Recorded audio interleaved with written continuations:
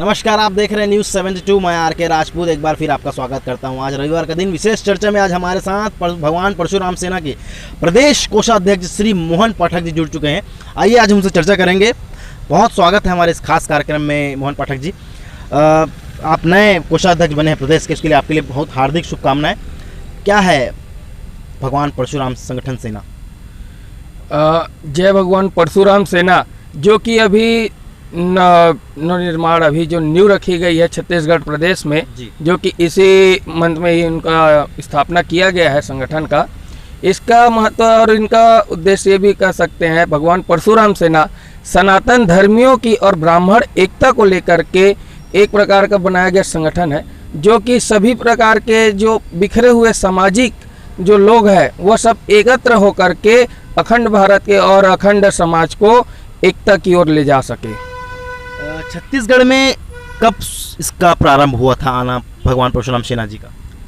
भगवान परशुराम सेना का वैसे तो अनेक प्रकार के प्रांतों में है, अलग अलग जगहों पर है ये जो सेना है, संगठन है।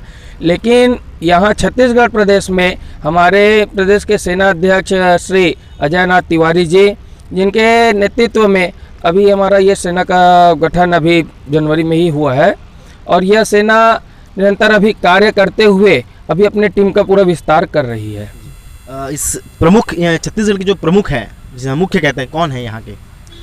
यहाँ छत्तीसगढ़ के प्रमुख रूप से हमारे जो संगठन के सेना अध्यक्ष जी है, प्रदेश अध्यक्ष जी जो अजय नाथ तिवारी जी हैं, और उसके जो संरक्षक है वो डॉक्टर श्री इंदु भावन जी हैं, जो कि शंकराचार्य आश्रम से हैं। पाठक जी, एक सवाल रहेगा मेरा आपसे। समाज में अनेकों सेनाएं आती हैं अपनी योगदान देने के लिए, समाज को एक अच्छा संस्कार बात करने के लिए, एक लोगों में अच्छी चेतना लाने के लिए। अगर हम बात करते हैं परशुराम सेना की, तो भगवान परशुराम सेना का मूल उद्देश्य क्या है? वो समाज के लिए क्या करना चाहती है? भगवान परशुराम सेना का मूल उद्देश्य में अपन अगर जाए तो हमारा मूल उद्देश्य यह है कि जो सनातन धर्म है और जो अधर्म युद्ध है, मतलब धर्म के लिए जो कई प्रकार की उंगलियां आज के डेट में उठती है, चाहे वो एक मंदिर तोड़ने से लेकर के हो, चाहे वो धर्म परिवर्तन तक के लेकर के हो, चाहे गौ हत्या की भी बात आए, ऐसे जो अधर्म कार्य हो रहे हैं, ऐसे उन अधर्म युद्ध है।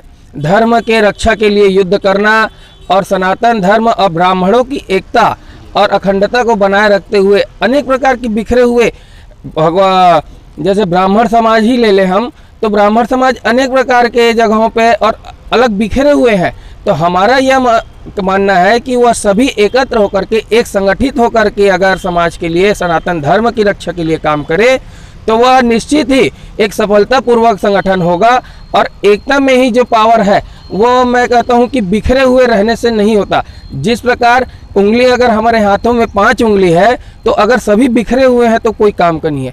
अगर वो एक संगठित होकर के अगर मुट्ठी बन जाए तो वह एक शक्ति बनेगी, और यही शक्ति फिर आज के युवा पीढ़ी में हो, चाहे सनातन धर्म की रक्षा के लिए हो, वह मूल उद्देश्य हो जाएगा। हमें एक जानकारी प्राप्त है कि आप भगवान परशुराम सेना के प्रदेश कोषाध्यक्ष के पूर्व राजनीतिक गतिविधियों में भी शामिल रहे।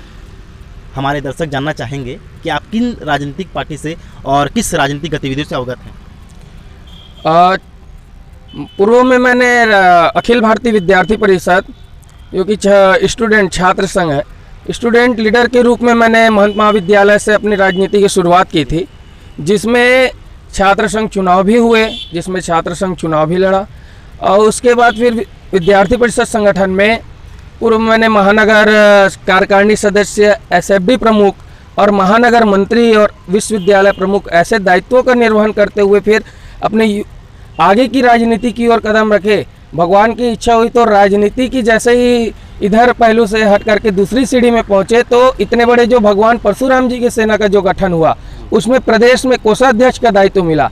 इसके लिए तो मैं हमारे सेना अध्यक्ष जी, प्रदेश अध्यक्ष जी हमारे अजय नाथ जी का बहुत बहुत धन्यवाद भी कहना चाहूँगा इस मीडिया के माध्यम से, कि उन्होंने एक छात्र यूनियन संगठन से लेकर के सामाजिक स्तर पर इतने बड़े दायित्व के लिए मुझे समझा। इसके लिए तो मैं उनको बहुत ही धन्यवाद देना चाहूँगा।